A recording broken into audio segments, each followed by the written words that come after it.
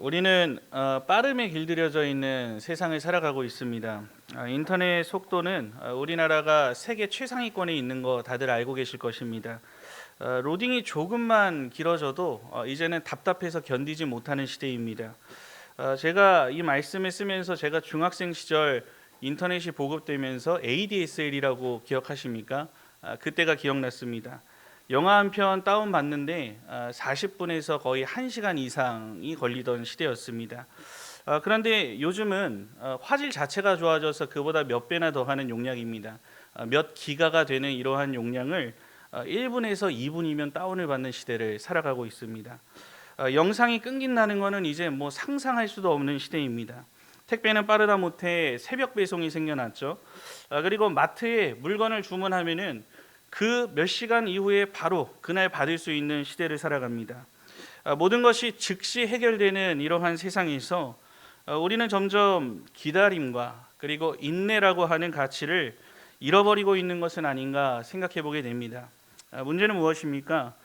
성경은 우리의 신앙이 인내와 깊은 관련이 있다고 말하는 데 있습니다. 사실 인내하지 못한다면 온전한 신앙 생활이라고 한다는 것은 불가능하다고 보시면 됩니다. 그래서 어느 신학자는 이렇게 말했습니다. 신앙생활은 곧 인내의 삶이다. 이렇게 정의하기도 합니다.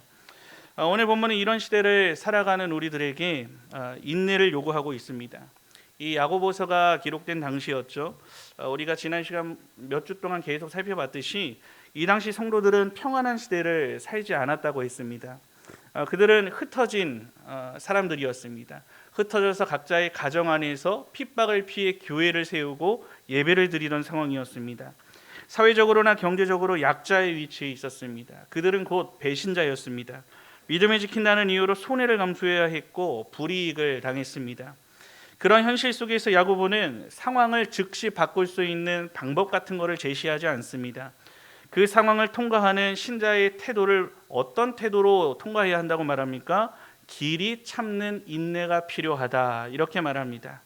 그렇다면 이 세상을 살아가는 우리는 어떠한 인내를 가지고 이 험한 세상, 이 불합리해 보이는 이 현실의 상황들을 통과해야 하겠습니까?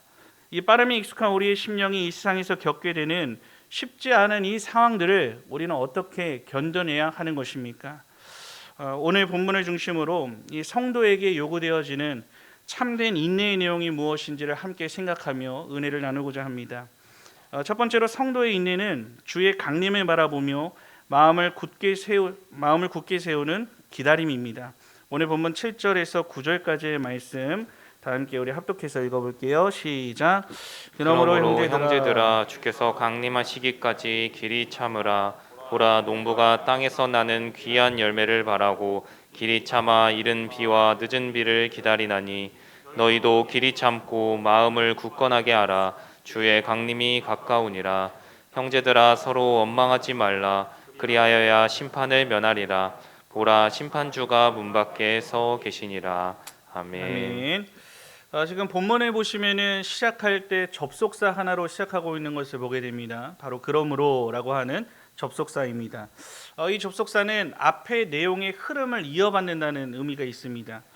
그렇다면 앞에서 어떤 내용이 전개됐습니까? 악한 부자 때문에 부당한 대우를 받는 사람들의 이야기가 나옴을 보게 됩니다. 이들은 사치와 방종을 즐기는 자들이었습니다. 일꾼의 품삯을 주지 않는 악한 일을 도모했습니다. 이런 악한 부자들의 행포는 신자들이라고 해도 피할 수 없는 상황 가운데 놓여 있었습니다. 야고보는 지금 그 상황에 놓인 신자들에게 말하는 것입니다. 오늘 7절에 그러므로 형제들아, 이어서 어떤 말이 나올 것 같습니까? 그러므로 형제들아, 너희들 억울하지 않느냐? 요즘 시대라고 한다면은 악한 부자들과 싸워라. 너희의 부당함을 당당하게 외쳐라. 개인이 가지고 있는 너희들의 소유를 당당하게 말해라. 이런 말이 나올 것 같지만 지금 야고보는 의외의 대답을 합니다. 길이 참으라. 길이 참아야 한다. 부당한 고난을 마주한 형제에게 인내를 요구하고 있는 것입니다. 길이 참으라는 것은 이 길이라고 하는 이 말은 오래 참아라, 오래 참아라 이 말과 동의어입니다. 세상에서 억울한 일을 당하고 또한 그로 인한 고통이 따르더라도 먼저 기다릴 것을 요청하고 있습니다. 이렇게 신자에게 요구되는 인내는 농부가 일하는 모습에 비유합니다. 농부는 준비한 땅에 씨를 뿌린 후에 그것이 자라서 열매를 맺기까지 인내해야 합니다. 이때 농작물이 성장하는데 이른 비와 늦은 비는 필수 요소로 작용합니다. 팔레스틴 지역의 환경을 이해할 필요가 있는데요. 이 팔레스틴은 가을에 씨를 뿌리고 그리고 씨가 싹트기 시작하는 10월에서 11월쯤에 이른 비가 내려지게 됩니다. 그리고 해가 지나서 추수하기 직전인 3월과 4월경에 늦은 비가 내리게 됩니다. 이 비는 농작물이 잘 자라기 위해서 필수적인 요소이지만 농부로서 할 수 있는 것이 있겠습니까? 비가 내리는 것을 기다리며 인내하는 것밖에 농부가 할 수 있는 것은 아무것도 없습니다.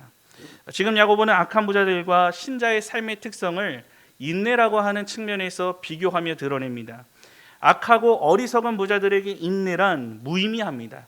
그 부자들은 인내할 필요와 이유가 없습니다. 농사를 짓는 것도 아니고 비를 기다릴 필요도 없습니다. 필요하면 그저 탈취하면 됐던 것입니다. 그렇기 때문에 인내의 결과로 얻는 열매는 아무것도 없었습니다. 그들이 삶 가운데 불의하게 살면서 탈취한 것으로 사치를 누리며 썩어지는 인생을 살 수밖에 없다는 것을 생각하게 됩니다. 그렇지만 농부는 인내해야 합니다. 인내가 필수 요소입니다. 때를 따라 돕는 은혜를 기다리며 그럴 때에 하나님께서 주시는 은혜로 끝내 열매를 얻게 되는 것입니다. 열매를 얻기 위해 막연한 기다림의 시간이 아니죠. 다다를 곳이 있는 시간입니다. 끝이 정해진 시간 속에 주어지는 인내입니다. 열매라고 하는 결과를 얻기까지 인내해야 하는 끝이 있는 기다림이라는 것입니다. 이것을 성도에게 적용한다면 인내가 끝나는 그때가 언제라고 말할 수 있겠습니까? 야고보는 주께서 강림하시기까지라고 말합니다. 주께서 이 땅에 다시 오실 그날까지 인내의 시기를 제한하고 있습니다. 마라톤 선수들이 정말로 그 뛸을 하면서 숨이 차고 힘들고 포기하고 싶지만 계속해서 참고 달릴 수 있는 비결 중에 하나는 아마도 결승전이라고 하는 끝이 있기 때문에 부단히 연습을 하고 끝까지 참으면서 그 길을 달려갈 수 있을 것이라 생각합니다. 기약 없는 기다림이라고 하는 것, 끝이 없는 기다림이라고 하는 것은 사람을 지치게 하지만 정해진 목적지와 시간 제한이 있는 기다림은 그때를 바라보며 소망을 가지고 그 시간을 인내하며 기다릴 수 있게 됩니다. 그리고 야고보는 그 강림의 때가 가깝다라고 오늘 본문에서 말합니다. 조금만 더 참으면 된다. 가깝다. 얼마 남지 않았다. 주의 강림이 곧 있을 것이다 라고 성도들을 격려하고 있습니다. 그렇기 때문에 신자들은 인내함에 있어서 흔들려서는 안 되는 것입니다. 8절의 말씀과 같이 마음을 굳건하게 하고 주의 강림에 대한 흔들리지 않는 신앙 위에 굳게 설 것을 요청받고 있습니다. 그런데 이 기다림 속에 한 가지 빠지기 쉬운 시험 하나를 말하고 있는데 무엇입니까? 9절에서 말하는데요. 형제들아 서로 원망하지 말라입니다. 신자라고 해도 무언가 부당하고 힘든 현실을 인내내는 것은 누구라도 결코 쉬운 일이 아닙니다. 이때 우리의 입에서 자신의 신세를 한탄하거나 그리고 남을 표적으로 삼아서 불평과 원망을 쏟을 위험이 있다는 것입니다. 그렇지만 이 원망의 유혹에 빠지는 것은 그 사람에게 아무런 유익이 없습니다. 입 밖으로 내뱉어지는 원망과 욕과 저주의 말들은 그 사람에게 아무런 해결책도 안 되고 유익이 없다는 것입니다. 결국 하나님의 심판이 대상이 되는 결과를 낳을 뿐입니다. 그렇기 때문에 오늘 본문에서 야고보는 말하죠. 서로 원망하지 말라. 그 다음에 뭐라고 말합니까? 그래야 심판을 면하리라 라고 말했습니다. 신자라면 어떠한 굳은 상황에서도 원망하지 말고 인내하고 그 상황은 마지막 날에 공의로운 심판주로 오실 예수님께 모든 것을 맡겨야 한다라고 말하고 있는 것입니다. 성도 여러분, 지금 야고보가 말하고 있는 이 인내는 무기력하게 참고 견디라는 말이 아닙니다. 억울해도 어떻게든 누르면서 아무 생각 없이 버티기만 하면 된다는 이런 말도 아닙니다. 주께서 강림하시기까지, 강림하신다. 주께서 이 땅에 다시 재림하시기까지 분명한 방향과 정해진 시간이 있는 기다림입니다. 끝이 있는 인내고 그리고 결말이 약속된 인내입니다. 이 세상에서 살아가는 우리는 여전히 힘의 논리가 작동되는 세상을 살아가고 있습니다. 정직하게 일해도 손해를 볼 때가 있습니다. 원칙을 지키면 오히려 불리해지는 현실을 마주할 때가 너무나도 많습니다. 말씀대로 살면은 형통할 것만 같은데 현실은 그렇지 않아 보일 때가 있습니다. 바로 그 지점에서 우리의 믿음은 시험을 받게 되는 것입니다. 그때 우리 안에서 가장 먼저 올라오는 것이 무엇입니까? 원망입니다. 불평입니다. 왜 나만 이런 일을 겪어야 합니까? 라고 하는 마음입니다. 피해의식은 분노를 낳고 분노는 복수심을 낳게 됩니다. 심판의 칼을 하나님께 맡기지 않고 그 심판의 칼을 내가 들고 휘두르고 싶어지는 것입니다. 그러나 복수는 또 다른 복수를 낳을 뿐입니다. 운전 중에 누군가가 끼어들면 그럴 수 있지 하고 넘길 수 있는 것을 저 사람 저거 나한테 내 앞에서 껴들어 하면서 보복운전이라도 한다고 생각해 보시기 바랍니다. 되갚아 주려다가 더 큰 위험을 부르게 되는 것과 같다고 할 수 있습니다. 우리의 삶도 마찬가지죠. 나의 삶 가운데 우리가 마주하게 되는 억울함을 내 힘으로 되갚으려고 하는 순간 우리는 하나님의 자리를 대신하려는 자리에 서게 된다는 것을 기억해야 합니다. 야고보는 특히 서로 원망하지 말라라고 말했습니다. 왜입니까? 원망은 단순한 감정이 아니라 말로 드러나는 죄이기 때문입니다. 혀가 풀려버리면 인내는 무너지게 되어버리기 때문입니다. 이스라엘 백성이 광야에서 무너진 이유가 무엇이었습니까, 여러분? 결국 그들의 말 때문이었습니다. 그렇기 때문에 여리고를 돌 때 하나님께서는 말하지 말라고 하셨습니다. 이것도 같은 맥락 안에 있습니다. 여리고 성을 아무 말 없이 7바퀴를 돌면서 입을 여는 것을 허용했다면 그들의 입으로부터 나오는 말들이 어떨 것이라 상상해 보셨습니까? 분명 온전하게 아무 하나님의 약속만을 믿으며 돌았을 것이라 생각할 수 없습니다. 그들은 불평했을 것이고 이런 말도 안 되는 짓을 우리가 언제까지 해야 되냐며 항변했을 것이고 그 불평의 마음은 지도자를 향했을 것이고 그 지도자를 향한 원망은 하나님을 향한 원망이 되어버리는 것입니다. 우리는 그렇기 때문에 힘들수록 말을 아껴야 합니다. 말로 죄를 짓지 말아야 합니다. 이것이 바로 야고보가 계속해서 말하고 있는 핵심적인 요소 중 하나입니다. 원망은 상황을 바꾸지 못하지만 우리의 영혼을 병들게 하기 때문에 더욱 그렇습니다. 그렇기 때문에 현실의 고통 속에서 인내할 때 인내할 수 있는 사람은 누구입니까? 그 끝을 바라볼 수 있는 사람이 인내할 수 있다는 것을 알아야 합니다. 주의 강림이 가까우니라 라고 하는 이 한 문장이 우리의 현재 고통의 상황을 붙잡아주는 능력이 되는 것입니다. 모든 것에는 끝이 있습니다. 억울함에도 끝이 있습니다. 고통에도 끝이 있습니다. 악인이 번성하는 것 같은 이 세상에도 결국에는 심판이라고 하는 끝이 있습니다. 지금은 불공평해 보여도 하나님은 결코 침묵 속에 무관심하게 계신 분이 아니십니다. 오늘 본문을 보면 심판주가 문 앞에 서 있다라고 기록되어 있는 것을 보게 됩니다. 믿음이라고 하는 것은 무엇입니까, 여러분? 짧게 보는 시각이 아닙니다. 내 앞에 나타난 상황 가지고 말하고 판단하는 것이 아닙니다. 믿음의 생활이라는 것은 항상 길게 바라볼 줄 아는 영안이 열려야만 합니다. 지금 당장의 결과로 모든 것을 판단하지 않는 것이 믿음입니다. 마지막 날 하나님의 심판이 있다라고 하는 그 사실 앞에서 성급한 결론을 유보하는 태도가 우리에게 요청된다는 것을 기억할 수 있어야 합니다. 내 힘으로 다 해결하려고 하는 사람에게 하나님이 설 자리가 있겠습니까? 내가 어떻게든 하며 발버둥 치려는 사람에게 하나님의 도우심이 들어갈 자리가 있겠습니까? 그러나 이와 반대로 나는 하나님 없이는 할 수 없습니다. 하나님 없이는 이 억울한 상황을 해결할 수 없습니다. 하나님의 도우심이 없이는 나는 살아갈 수 없습니다 라고 고백하는 자리에 서게 될 때 하나님께서는 우리의 편이 되어주셔서 그 상황 가운데 역사해 주시는 신실하신 하나님이 되어주십니다. 억울한 일을 만났다고 너무 악을 쓰지 말아야 합니다. 결말을 내가 내리려고 하지 말아야 합니다. 명승부라고 하는 것의 결말은 어디 있습니까? 항상 마지막에 있습니다.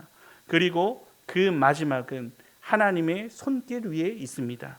지금 현실이 막혀 있고 앞이 보이지 않고 코너에 몰린 것처럼 느껴질지라 하더라도 또한 그런 상황을 살아가며 여러분들이 마주한다 할지라도 그것이 영원히 이어지는 막다른 길이 되지 않는다는 것을 믿음의 눈을 들어 바라봐야 합니다. 하나님은 시작과 끝을 붙들고 계시고 주관하고 계시는 분이십니다. 우리가 보지 못하는 지점에서 이미 우리를 위한 결말을 예비하고 계시는 하나님이 되어주십니다. 그렇기 때문에 성도 여러분, 오늘 이 시간 멀리 보는 영안이 여러분들의 심령 속에 채워지고 그 영안이 트여지기를 바랍니다. 이 주님의 강림을 바라보며 마음을 굳게 세우는 인내가 여러분들의 심령 가운데 다시금 회복되고 세워질 수 있기를 바랍니다. 원망 대신에 소망으로, 분노 대신에 신뢰로, 복수 대신에 하나님께 맡김으로써 끝까지 오래 참고 인내하면서 하나님 앞에 신실한 신자로 살아가기에 부족함이 없는 우리 남부경향의 모든 성도들이 되시기를 주님의 이름으로 축원합니다. 둘째로 성도의 인내는 하나님의 선하신 결말을 신뢰하며 통과하는 믿음입니다. 오늘 본문 10절과 11절의 말씀 함께 합독해서 읽겠습니다. 시작.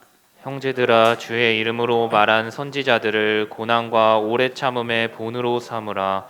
보라 인내하는 자를 우리가 복되다 하나니 너희가 욥의 인내를 들었고 주께서 주신 결말을 보았거니와 주는 가장 자비하시고 긍휼히 여기시는 이시니라. 아멘. 아멘. 앞서 농부를 예로 들었죠. 그래서 그 농부의 삶을 통해서 인내의 예시를 들었던 야고보는 지금 우리가 함께 읽은 본문에서 인내의 본으로 또 하나를 제시를 하고 있는데 바로 구약의 선지자입니다. 선지자가 누구입니까? 하나님 앞에 지목받아 부름받은 종이죠. 그리고 그 선지자의 역할은 하나님의 말씀을 대언하는 일이었습니다. 그렇기 때문에 그 말씀을 대언하는 일에는 수많은 저항과 고통이 따라왔습니다. 그래서 오늘 본문에서 이렇게 기록하죠. 주의 이름으로 말한 선지자들, 곧 하나님의 말씀을 전하며 받은 고난으로 표현하고 있는 것입니다. 지금 야고보는 이렇게 말하는 것입니다. 너희가 겪는 억울함과 고통, 그 고통이 말씀을 붙들고 사는 삶에서 오는 것이라면 그것은 이상한 일이 아니다. 이미 너희들의 선지자들, 너희들의 조상들이 이미 걸어왔던 믿음의 길이다 라고 격려하고 있는 것입니다. 엘리야와 엘리사, 예레미야, 이사야, 호세야, 다니엘과 같은 수많은 선지자들은 고난 속에서도 끝까지 인내함으로써 하나님의 말씀을 전하는 일에 그 무엇과도 타협하지 않고 모든 것을 바쳤습니다. 말씀을 전하는 일에는 인간의 죄성으로 인한 여러 세상의 거친 저항과 불신과 사탄의 방해가 따라오기 때문에 늘 고난이 동반될 수밖에 없습니다. 믿지 않는 자들에게 진리가 선포됐을 때 죄로 물든 그 믿지 않는 자들의 마음은 그것을 기쁜 복음의 소식으로 듣지 못하는 타락한 상태에 있습니다. 그들에게는 듣기 싫은 소리일 뿐이고 현실적이지 않은 먼 이야기 혹은 저 2000년 전에 그보다 더 이전에 있던 구약과 신약의 옛 이야기로만 취급할 뿐인 것입니다. 선지자들은 그러한 현실 속에서 사람들의 배척과 조롱을 받기도 했고요. 그리고 죽음의 위협 앞에 놓이기도 했습니다. 하지만 하나님이 주신 말씀을 전하는 일에 끝까지 인내하면서 그 말씀을 전하는 사명을 감당해냈습니다. 지금 야고보는 그 모습을 본받아야 한다라고 말하는 것입니다. 이어서 야고보는 또 하나의 인내의 본으로 인물 한 명을 내세웁니다. 바로 욥이라고 하는 우리가 잘 알고 있는 인물입니다. 어느 날 욥에게 알 수 없는 고난이 찾아왔습니다. 그 고난의 내용 우리가 잘 알고 있는 내용입니다. 모든 재산을 잃었습니다. 그는 부유한 자였습니다. 근데 그 모든 재산들을 다 잃게 되었습니다. 10명의 자녀가 한꺼번에 죽임을 당하게 됩니다. 온몸에 악창이 나고 그 악창이 얼마나 고통스러웠는지 그릇 조각을 깨서 그 유리 조각으로 자신의 몸을 긁으며 고통스러움에 울부짖는 모습을 보게 됩니다. 아내는 하나님을 욕하고 죽으라 라고 권합니다. 친구들은 너희의 죄 때문에 그렇다 라고 몰아붙입니다. 욥은 모든 일에 입술로 범죄하지 않았습니다. 아내의 그 말에도 하나님의 주권을 선포하는 신실한 자였습니다. 그렇지만 우리는 욥이 이해할 수 없는 고통 속에 울부짖으며 처절하게 탄식했던 장면도 함께 바라볼 수 있어야 합니다. 그 고통 속에서 차라리 죽었으면 좋겠다고 하나님께 말합니다. 절절하고 눈물겨운 아우성이 그 인내의 시간 가운데 있었습니다. 하나님을 철저히 믿고 신뢰했기 때문에 모든 책임은 하나님이 있다고 말하기까지 하는데 놓입니다. 너무 괴롭기 때문입니다. 생명을 주신 하나님을 원망하고 싶어하는 쓰디쓴 탄식들이 욥기서에 줄줄 이어져 있는 것을 우리는 함께 바라볼 수 있어야 합니다. 그렇다면 이런 모습도 우리가 인내라고 할 수 있겠습니까, 여러분? 아니면 야고보는 이 사실을 보지 않고 마지막에 결말이라고 하는 한 측면만 바라봤기 때문에 잘못된 정보를 제시하고 있는 것입니까? 그렇지 않습니다. 야고보는 이미 흩어진 교회들 안에서 차마 언급할 수 없을 만한 불평과 원망들, 헛된 자랑과 다툼들, 시기와 분노로 형제를 죽이고 싶어하기까지 하는 그 분냄들, 또 혀의 독설들이 오고 갔음을 너무나도 잘 알고 있었습니다. 이 모든 상황은 인내의 시간 중에 겪게 되는 현실적인 일들이었습니다. 야고보는 누구보다 현실을 잘 직시하고 있는 사람이었습니다. 인내라는 말 안에 담겨 있는 그 상황은 교회가 찢어지며 성도들이 상처난 모습이 있고 그 힘들고 아픈 현실을 통과하며 우리 역시 욥과 같은 말들을 할 수 있다는 것을 현실적으로 염두하고 말하고 있는 것입니다. 그러나 중요한 것은 무엇입니까? 그 현실을 인정하면서도 또 그 상황 속에 우리의 모습이 하나님 앞에 항변하기까지 하는 처절한 고통의 상황까지 갈 수 있음에도 불구하고 그래도 욥이 끝까지 지킨 믿음 안에서의 그 인내를 열매로 맺어야 한다는 것을 분명히 드러내고 싶어 했던 것입니다. 우리는 그런 욥에게 하나님께서 주신 결말이 무엇인지를 알고 있습니다. 내가 죽게 대하여 귀로 듣기는 했지만 이제는 눈으로 주를 봅니다. 욥은 고난을 통과한 후 이전보다 더욱더 깊이 하나님을 원래 신실하게 믿던 그였지만 이전보다 더욱더 깊이 하나님이 내 삶에 어떻게 역사하시는지를 깊게 체득하게 됩니다. 그리고 이전에 잃었던 물질보다 갑절이나 더 얻게 되었고 10자녀를 새롭게 허락해 주십니다. 11절 마지막 고백과 같이 하나님께서는 택한 백성을 향해 어떤 분이라고 말합니까? 가장 자비하시고 긍휼히 여기시는 분이시기 때문입니다. 성도 여러분, 우리는 유명한 로마서 8장 28절의 약속을 너무나도 분명히 알고 있습니다. 이렇게 말하면 아실 만한 분 계실까요? 어떤 내용이 실려 있죠? 하나님을 사랑하는 자, 곧 그의 뜻대로 부르심을 입은 자들에게 모든 것이 합력하여 선을 이루느니라. 우리 이 말씀을 믿습니다. 굳건하게 믿습니다. 그러나 이 약속을 믿는 것과 그 과정을 통과한다는 것은 전혀 다른 차원의 문제입니다. 선은 믿지만 그 선이 이루어지는 시간은 납득하기 어려울 때가 너무나도 많습니다. 약속은 분명한데 현실은 복잡하고 현실이 나에게 찾아오는 고통들은 거칠고 무엇으로도 설명될 수가 없습니다. 바로 그 지점에서 야고보는 우리에게 욥을 보여주고 있는 것입니다. 너희가 욥의 인내를 들었고 주께서 주신 결말을 보았다. 여기서 중요한 단어는 결말을 보았다라고 하는 것입니다. 주께서 주신 결말. 욥의 삶을 이해하려면 고난의 장면만이 아니라 하나님이 맺으신 마지막 결말을 보아야 합니다. 하나님이 욥을 버리신 것입니까? 하나님의 사랑 안에 하나님께서는 욥을 버리지 않으셨습니다. 침묵하시는 것처럼 보였지만 방관하고 계신 것이 아니었습니다. 하나님께서는 그 모든 상황 속에서 욥을 바라보고 계셨고 욥을 사랑으로 지켜주고 계셨고 그리고 욥을 위한 결말을 준비하고 계셨습니다. 그 결말은 무엇입니까? 모든 공경을 돌이키시고 이전보다 갑절이나 더하는 은혜를 베풀어 주셨습니다. 성도 여러분, 우리의 인생이 그렇다는 것입니다. 인생에 찾아오는 고난과 현실은 내 전체 인생의 한 장면일 뿐입니다. 전체 이야기는 끝나지 않았습니다. 믿음이라고 하는 것은 여러분 무엇입니까? 예수 믿고 만사형통이고 아무런 고난이 없다고 믿는 것이 아닙니다. 그것이 믿음이 아닙니다. 믿음이라고 하는 것은 내게 찾아온 이 세상의 고난의 현실 속에서도 하나님의 선하신 결말이 있다는 것을 신뢰하고 살아가는 것이 믿음 있는 신자의 모습이 된다는 것을 기억해야 합니다. 우리가 인생을 삶의 때로 기도해도 응답이 없는 것처럼 느껴집니다. 하나님이 왜 당장 해결해 주지 않는지, 이거는 내가 정말 마음을 다해서 하나님의 뜻을 위해서 기도하는 것인데 왜 당장 이루어지지 않으신 것인지 이해되지 않을 때가 있습니다. 그러나 하나님은 단지 문제를 해결하기 위해 해결사로 살아 역사하시는 분이 아니시라 당신의 백성 한 사람 한 사람, 여러분 한 명 한 명을 하나님의 뜻대로 빚어나가시는 분이시기 때문입니다. 야고보서를 관통하는 주제가 뭐라고 말씀드렸습니까? 기억하십니까? 온전함이라고 하는 이 단어가 여러 차례 반복되며 핵심적인 단어입니다. 그것은 그 온전함이라고 하는, 온전한 말, 이런 말들이 많이 나오죠. 온전함이라고 하는 것은 흠이 없는 완전함이 아니라 성숙을 향해 가는 모습이라고 했습니다. 하나님은 우리를 미성숙한 상태에 머물게 하지 않으십니다. 당신의 택한 백성이 하나님의 성품을 벗어나 미성숙한 채로 악한 모습을 보이는 자로 살아가게 냅두지 않으신다는 것입니다. 인내의 시간, 그 인내 안에 담겨있는 여러 모양의 시간을 통하여서 그 한 사람 한 사람을 다듬어 가십니다. 고난을 통해 정금처럼 연단해 나가십니다. 그것이 바로 신자 한 사람을 위한 하나님께서 베풀어 주시는 성숙의 과정이고, 신학적인 용어로 이것을 성화의 과정이라고 말하는 것입니다. 우리는 종종 상황이 바뀌는 것을 복이라고 생각합니다. 물론 그것도 은혜가 될 수 있습니다. 그러나 성경은 이보다 더 깊은 차원의 복을 말합니다.